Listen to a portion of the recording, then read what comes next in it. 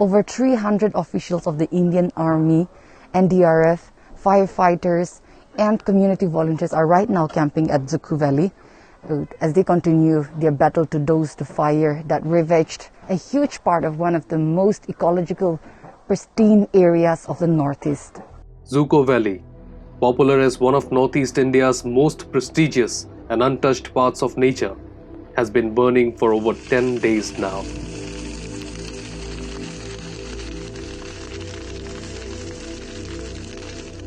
A wildfire broke out in the valley that shares its boundary with Nagaland and Manipur on December 29 and ravaged a large area of forest land, including Mount Isu, Manipur's highest peak.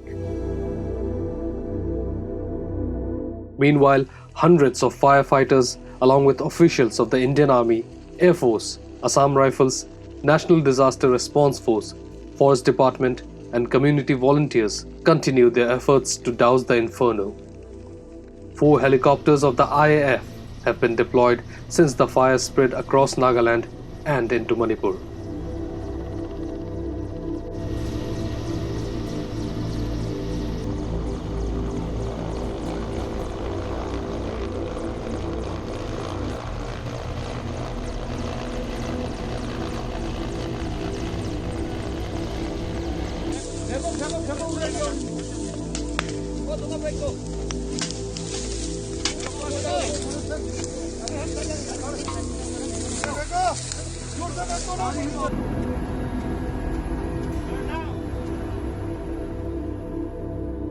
This time the difficulty is that the fire has affected the ridges mainly, and in the ridges the wind velocity differs each moment and also in each altitude.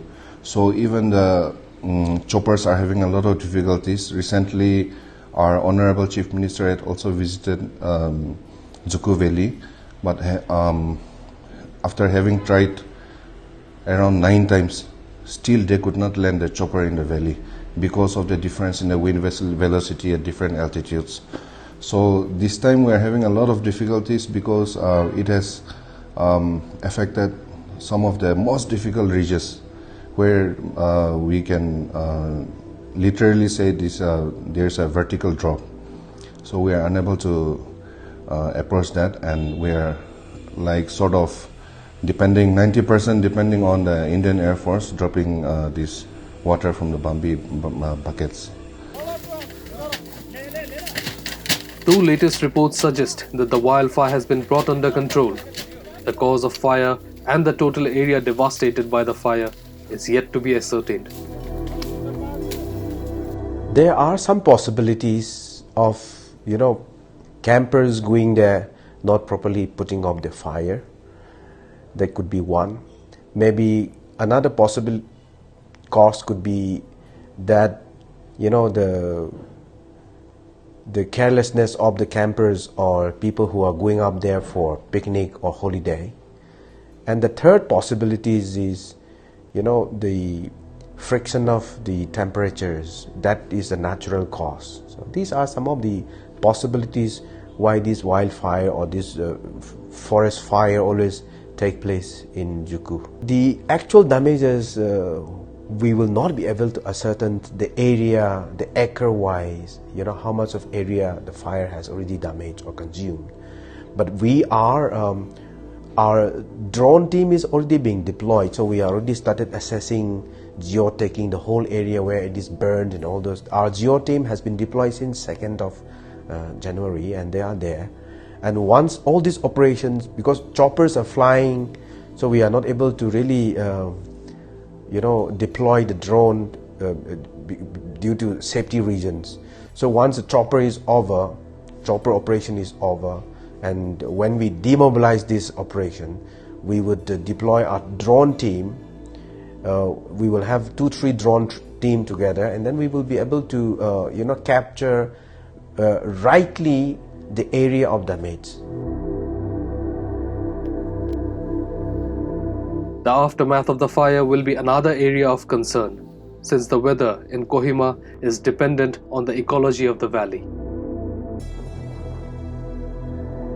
It also moderates the climate of Kohima, the microclimate of Kohima. So definitely once the forest is degraded in Dzukou Valley, we'll be having a lot of difficulties in terms of rise in temperature or even drop in temperature, and also the water supply. And the fire in Dzukou Valley, depending on the wind direction, the ashes that it falls on Kohima city. On January 8, Kohima Deputy Commissioner Muhammad Ali Shihab A imposed a ban on burning of jungles in order to prevent serious loss of public property and to prevent disruption of the ecological balance. Local communities have been activated in areas around the valley to prevent the fire from spreading further. We have more than 240 people camping at Dzukou Valley as we speak now, and our concentration is to prevent, to limit the fire to the present locations, and to prevent it from spreading into the valley. So we have been undertaking a lot of fire line cutting, and in some places where water was accessible for 2 days, we had also manually tried to pour water into the sites of incidents so that the flora remains wet and the fire does not spread quickly towards the other side. And we are also activating our villages, like we have people camping in the valley, but now today we have observed that it's approaching towards Kigwema and Jakama, so there we'll be activating our village communities so that they can report to us the incidents and also help us in fighting the fire.